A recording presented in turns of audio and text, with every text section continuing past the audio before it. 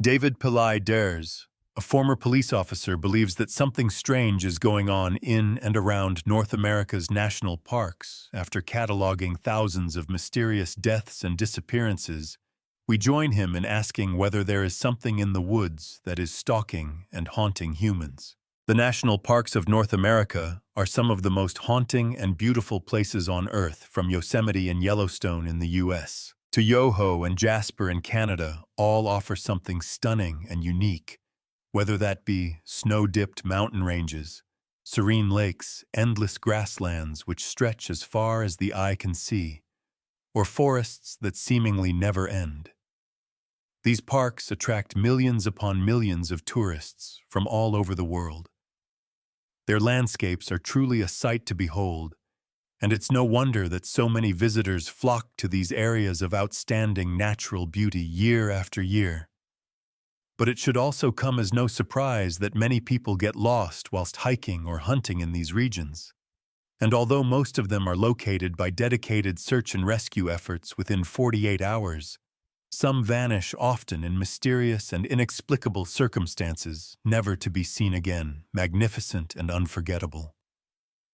These places may be, but in amongst all our splendor, there appears to be a dark and sinister truth that authorities seem reluctant to address, oftentimes described in the U.S. as the nation's silent mass. Disaster people have been disappearing from national parks in their thousands over the last few centuries. The exact number is not known because, astonishingly, the U.S. National Park Service has only very recently begun to compile a database on these missing persons. This was a fact stumbled upon by David Politis, a former police officer turned author, investigating the high strangeness in which these people seem to vanish. Politis has catalogued over 1,000 of these bizarre disappearances in a series of books entitled The Missing 411. And although his investigations are comprehensive, the picture he paints is by no means complete. He fears there could be many more cases that are not known to the public, and probably never will be.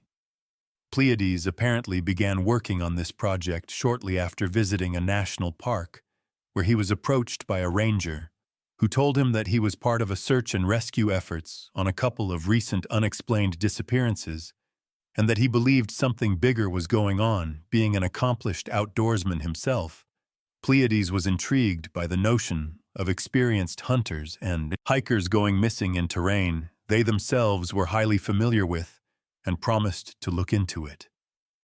Little did he know it at the time, but he had just embarked on an almost insurmountable task, involving years of research and investigation, which would culminate in an extensive body of work and bring these mysteries well and truly into the spotlight. He began by filtering out certain factors so that he could focus solely on incidents which defied conventional explanation, logic, or behavior. The excluded cases that explicitly involved foul play, mental illness, and therefore the possibility of suicide, clear signs of animal attack, the possibility of missing persons, drowning, or being washed away, and at least begin with cases in and around urban areas. Over time, he noticed that these disappearances formed into clusters, congregating specifically around North American national parks and the Great Lakes. Politis concludes that something strange is going on, something is indefinable as it is elusive, something as unsettling as it is mysterious. He believes there could be an unknown quantity behind these disappearances, one which is intelligent and patient, predatory and unseen. What follows is a select few of the strangest vanishings ever recorded in U.S. and Canadian national parks. And one must bear in mind, when considering these cases, the conventional explanations have either been ruled out completely or are extremely unlikely. Possibly the most famous example of someone vanishing without trace in a national park is that of Dennis Martin, a 6-year-old boy who had set out with his father-grandfather, a 9-year-old brother, on the 14th of July, 1969, to hike up to an area known as Spence Field at around 4 p.m. Dennis, his brother, and a couple of other young boys they had befriended decided to play a game of hide and seek. As the game ended, all of the boys came out from their hiding places. Except for Dennis, he was nowhere to be seen the last time anyone saw him. He was running towards a bush on the edge of the field, behind which there was thick woodland. His father, William Martin, became increasingly concerned and proceeded to run 2 miles up the Appalachian Trail in the hopes of locating his son, but nothing was found over the next 2 weeks. More than 500 searchers covering an area of 56 square miles, and with the aid of helicopters and sniffer dogs, searched in vain for the missing child. But he was never seen again. Even a crack team of Green Berets joined in on the search effort. Although they worked alone and refused to engage with anyone outside of their group, which many people saw as strange in and of itself, typically, the Green Berets would only be called out in matters concerning national security. On the day that Dennis disappeared, the Key family hiking up towards Rowan's Creek, about 4 kilometers away from Spence Field, as the crow flies heard an almighty scream at around 5:30 p.m. This was about an hour and a half after Dennis was last seen, when they looked in the direction the scream had come from. They saw what they described as a bear crossed with a man carrying a small child over its shoulder, scurrying off into the dense forest. The FBI dismissed this, saying that the time frames involved were too narrow, and that no one could have hiked that distance over rough terrain in such a short amount of time. However, a ranger involved in the search by the name of Dwight McCarter proved this assertion to be false. When he hiked the same journey in just over an hour, Trenny Gibson was a high school student from Knoxville, who in October 1976 visited the Great Smoky Mountains. Whilst on a field trip, she was with 40 of her classmates, and they were hiking from a parking area to a spot called Andrews Bald. As the afternoon wore on, the students broke up into smaller and smaller groups. Each determined by their respective walking speeds, Trenny was about 20 meters ahead of her group when she was seen to suddenly stop in the middle of the path. Friends later reported that she was looking off to the side, almost as if she had seen something of interest in the bush. She then stepped off the trail in the direction she was looking and was never seen again. Police did not initially believe her friends about the point where she had apparently left the path, as it was a steep, almost sheer drop followed by hundreds of meters of dense woodland that would have been impossible despite massive search efforts. Trenny Gibson was never found. In July 2010, a man by the name of Eric Lewis was climbing Man Rainier with 2 other people. They were all tethered together on the same piece of rope and was spaced about 20 to 30 meters apart.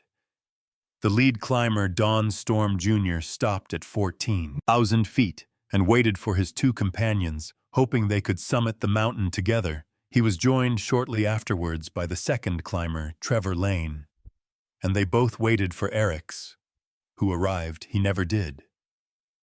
After reeling the rope in, they discovered he was not attached to the other end, even though they had caught glimpses of him behind them. Only moments before, bad weather had been rolling in, and they assumed that he had detached in order to take a rest, something which would have been highly irresponsible but not unheard of. Heading back down the mountainside, they saw no sign of him whatsoever and discovered that his tracks seemed to just stop in the middle of nowhere. Helicopters scoured the slopes but found nothing. Search and rescue discovered his backpack, climbing harness, and snow shovel at 13,600 feet. But Eric himself was never located. Tiffany Stewart was a 70-year-old wildfire spotter working for Jasper National Park in Alberta, Canada. On the night of the 26th of August 2006, she happened to be working at the very remote Athabasca Lookout Tower, situated 25 miles northwest of Hinton. She had a very important job looking out for any sign of bushfires during the day and sleeping at the tower during the night. On the morning of the 27th of August, she failed to carry out a routine radio check-in with her supervisor, a task which was required at least 3 times a day. Another fire spotter was sent to the tower to check on her, but found that she was gone. All that was missing from the cabin was her blanket. There were no signs of a struggle or a forced entry having taken place. The stove had been lit, and a pot of water had been placed on the hob, but the contents had long since boiled away. Her truck was still outside, and authorities found no tracks leading in or out of the area other than those left by her own vehicle. She was of a sound mind and had a loving family. It seems unlikely that she would have just left in the middle of the night. For no apparent reason, Stephanie was never seen again, and her disappearance caused the provincial government to change the way lookout towers operate throughout the region. Charles McCulloch was a 19-year-old amateur photographer from Virginia. In December of 1974, he hitchhiked out to the West Coast on an extended vacation, photographing scenery along the way. In January the following year, he found himself staying with a friend in Oregon. He planned a short excursion out to Crater Lake to take pictures of the beautiful winter landscapes there, and then to return to his friend's house 2 days later. He never did. However, massive search and rescue efforts were launched, but nothing was found. No tracks, no scents, no eyewitnesses, nothing. A year later, a couple of hikers located a backpack 12 miles off the trailhead, and after being examined by authorities, it was determined that it belonged to Charles Park Rangers Gut. A horse patrol lights at the same area within hours, and shortly afterwards they found McCulloch's body, or what remained of it. The scene was strange to say the least. All they found of him was his jeans unbuttoned, sitting on a log in the middle of nowhere, frozen in position, as if an invisible man was sat inside them. His socks were sticking out of the legs at the bottom, as you would expect. And inside them they found small foot bones. 12 feet away, they found the top of his skull, his shirt coat, boots, and all of his other belongings were nowhere to be seen. And they never found the rest of his body. What perplexing of all was how he even got to this location to begin with. On the day he vanished, there was 7.5 feet of new snow on the ground, making it impossible to travel there. At that time, even if he'd had a snowmobile. A case similar to this occurred in Canada's Yukon Territory. In 2004, 49-year-old Bart Schleier was, according to everyone who knew him, the greatest outdoorsman you never heard of. He was smart, strong, unbelievably fit, and had been hiking and hunting the wilds of North America since his preteen years. There was no doubting his experience in September of 2004. He chartered a pilot to fly him into a remote region 175 miles north of Whitehorse. With the intention of hunting moose alone, he was well equipped. Taking along 3 crates of supplies, which carried his food camping equipment and hunting gear. The pilot dropped him off and arranged to return 3 weeks later to pick him up. That was the last anyone ever saw of him. When the pilot did return, he found Bart's camp set up and well stocked, but could see no sign of the man himself. The RCMP mounted an extended search of the area and eventually found a few of his teeth and shards of bone on the ground, about 60 feet away from his camp. Not too far away from these remains, they found his dry bag on the ground, indented as if he had been sitting on it, and his hunting bow propped up against a tree. Examination of bear and wolf scat in the area ruled out the possibility that he had been eaten by a larger animal. And friends are quick to dismiss this anyway, saying that he was far too canny and outdoorsman to have been surprised by a bear or some other large predator. Besides this, there was no disturbed ground or snapped branches indicating any signs of struggle, and authorities queried if he had in fact been taken unawares by a bear or wolf. Why had the supplies of his camp not been raided? Another strange case 2 years earlier in 2002 centered around a 20-year-old surveyor from Elaize, Lee, Georgia. Christopher Tompkins was working as part of a 4-man crew near dense woodland in Harris County. At the end of the day, the team headed back to their vehicle and was walking along Warm Springs Road, a straight highway which is bordered by woodland on both sides. Each crew member was walking roughly 50 feet apart, and Christopher was last in line. Within a few seconds, he had vanished. His colleagues went back to the point he was last seen and found around 12 cents and coins on the ground. They also discovered one of his work boots snagged on the barbed wire fence lining the road, as well as fibers from his work trousers. Despite a wide-ranging search involving hundreds of people, Christopher was never found. Several months later, his other boot was located by the property owner near a swamp 900 yards from where he vanished. The fact that they found the contents of his pockets on the road suggests that he had been turned upside down. Todd Guide was a 22-year-old man from Casanova in Michigan. On the night of the 11th of June 2005, he attended a keg party with his cousin, but left at around 12:30 a.m. because he was feeling tired. He hadn't drank much but decided to walk home as he preferred not to take the of driving. Whilst under the influence, it's around 12:51 a.m. He called a friend and was heard to say, "I'm in a field," before the call suddenly cut off. The friend called him back, but heard only heavy breathing and/or wind before the call cut off again. Todd then tried to call his friend back 2 more times, the last attempt being at 12:57 a.m. But nothing else was heard from him that night. The next day, he failed to show for a family gathering, which was completely out of character for the young man. And when it was discovered that no one else had seen him after the party, his concerned parents reported him missing. A huge search took place involving over 1,500 volunteers and helicopters, equipped with infrared lakes and swamps in the area, were dragged and dived, but nothing was found. It was as if Todd had simply dropped off the face of the earth 3 weeks later. On the 2nd of July, a couple walking along the shore of Obenhall Lake saw something out in the water. It looked like a man standing upright, his head and shoulders bobbing on the surface of the lake. It turned out to be the body of Todd Jibe, the location where he was found. Shocked everyone as the lake had been searched multiple times in the intervening weeks, and it was in completely the opposite direction to where he had been heading. The cause of death was listed as drowning whilst under the influence of alcohol. But no water was found in his lungs, and his blood alcohol limit was relatively low. Who or what is responsible for these killings and/or disappearances? Politis is reluctant to single out any particular culprit or cause, but he has indirectly hinted at several possibilities, and the tone of his books is highly suggestive of something out of the ordinary. Skeptics have largely disparaged Polite, as his work arguing him.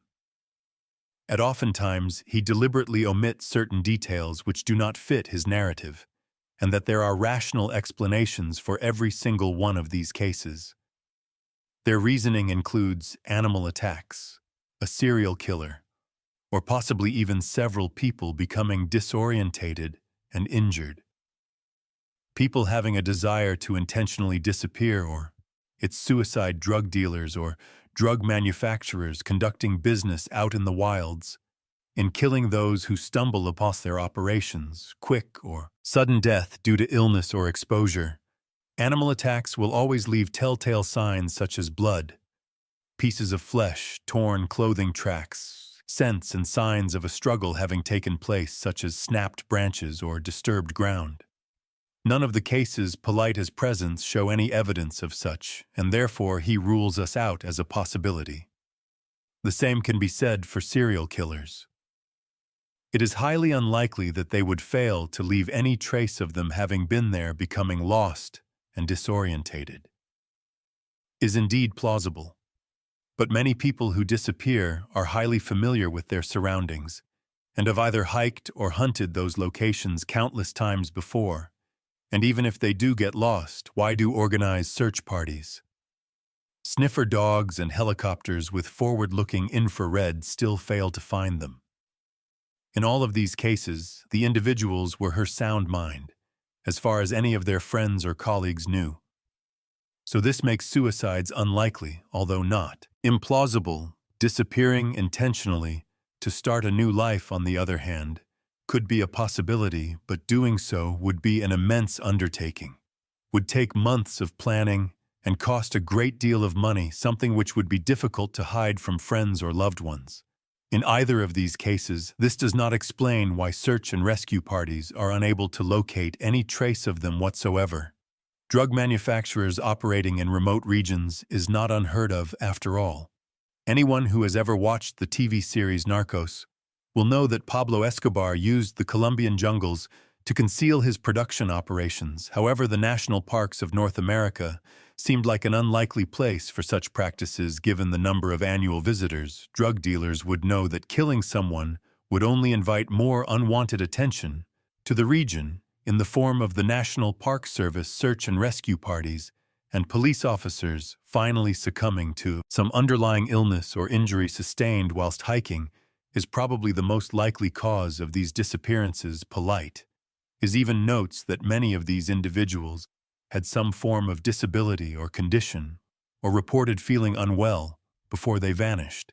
However, it is very odd how search and rescue attempts still failed to locate their bodies. One would think that an individual who was feeling ill would not stray too far off established trails, if at all.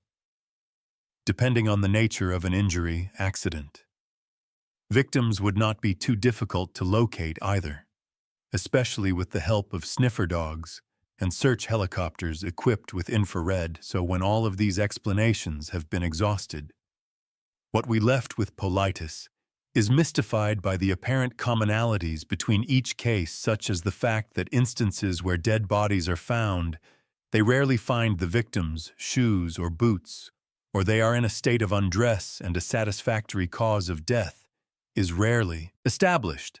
Of course, some people have suggested that these disappearances are the result of something paranormal or supernatural.